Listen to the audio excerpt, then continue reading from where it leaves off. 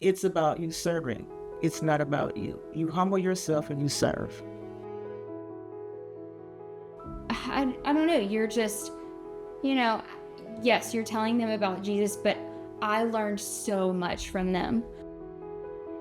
Being on a college campus where you don't know everyone, it is a mission field. And so I think that's what England is allowing me to do too, as I'm progressing through life, is to use everywhere I'm at as a mission field. The way those people live their life, it's not the same as we do here in America. Just seeing how privileged we are and how to better serve other people and the people here, because there's plenty of people here in San Antonio who aren't privileged the way we are. Okay, my name is Jaden Ladnier. I went to the Dominican Republic in the summer of 2024, and I go to the Schertz campus. My name is Annette. I'm a member of the church location, and I went to the Mexico mission trip. Hi, I'm Leo Hudson. I go to the Schertz campus and I went to the Mexico mission trip. My name is Gracie Pfeiffer. I go to the Grace Bible Church Livernia, and we went to the England mission trip in 2024. And I'm Sarah Pfeiffer. I'm her mom, and what she said.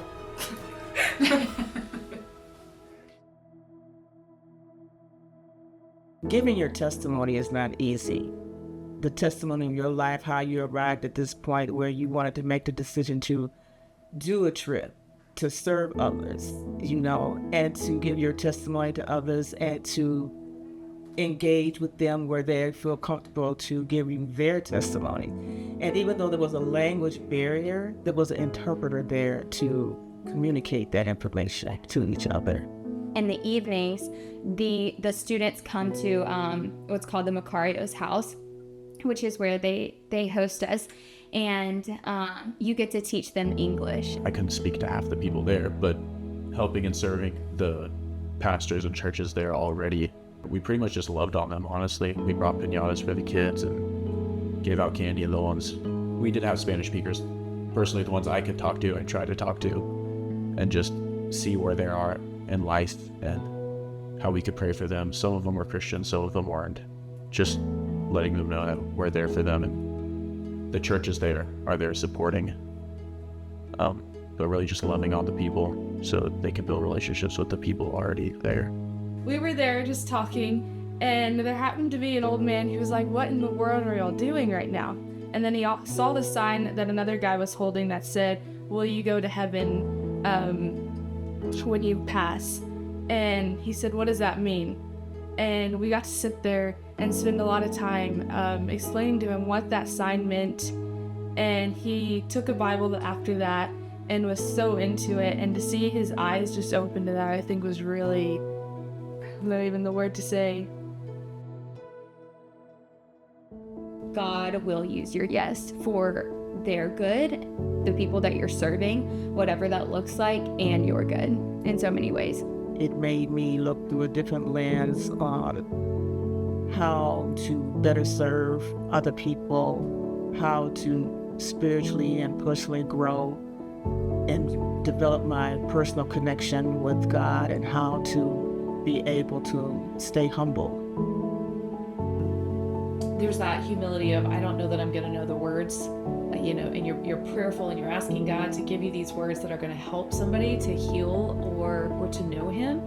And then there's this humility of, oh my gosh, I don't know the words because I don't know what they've experienced in their life, I probably can't even imagine what their life experiences are. So there's a lot of humility, I think, that comes with serving.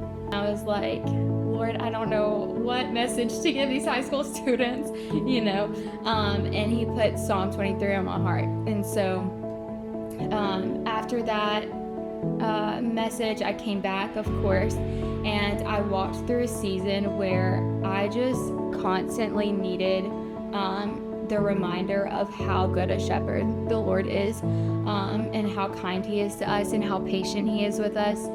And so Psalm 23 became like my rock for the end of the year. And it was just so cool to see how intentional God is. Take the trip, answer the call, because the trip to even decide is a calling. When God calls you, answer the call. It's not going to hurt you. You're not going to be there for weeks and months and years. You're just going to be there for a couple of days. Just take the trip. It's worth it. It's a spiritual and personal growth. It helps you to develop. It helps you to humble yourself, to look through a different lens and see how other people are living. Take the trip. Good morning, Grace. Pastor Chris here. What an incredible morning we have had hearing from those who have embarked on these incredible journeys across the world to connect with others for the life-changing pursuit of Jesus Christ. Of course, that is our mission, and it's awesome to see people fulfilling and living out that mission. I'm excited to announce to you and share about a new mission partner and opportunity that's coming up. We're working out the details right now to send our first ever mission team to the Himalayas of Nepal. I've had the privilege of leading multiple teams to Nepal over the years.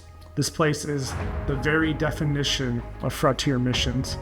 It's a chance to bring the good news of Jesus to the very ends of the earth. The Tibetan villages of Nepal are some of the most unreached, unengaged people groups in the world. They say it takes about an average of 7 years for one local Tibetan to make a decision to follow Jesus.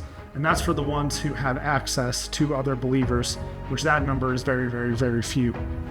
Many Tibetan people groups have never been reached. And so it's an incredibly challenging, it's a hazardous, but unique opportunity to take the gospel to people who have never heard. This is a trip for the adventurous among you, but it's not to be taken lightly. The travel there is grueling, food is absolutely terrible, the elevation is high, the lodging is primitive, the environment's very unpredictable, and the trekking can be really intense, but the people there need Jesus, and they're worth it. As Romans 10 says, how can they hear without someone preaching to them? And how can anyone preach unless they are sent? So here at Grace, we stand ready to send those who are willing and able to go.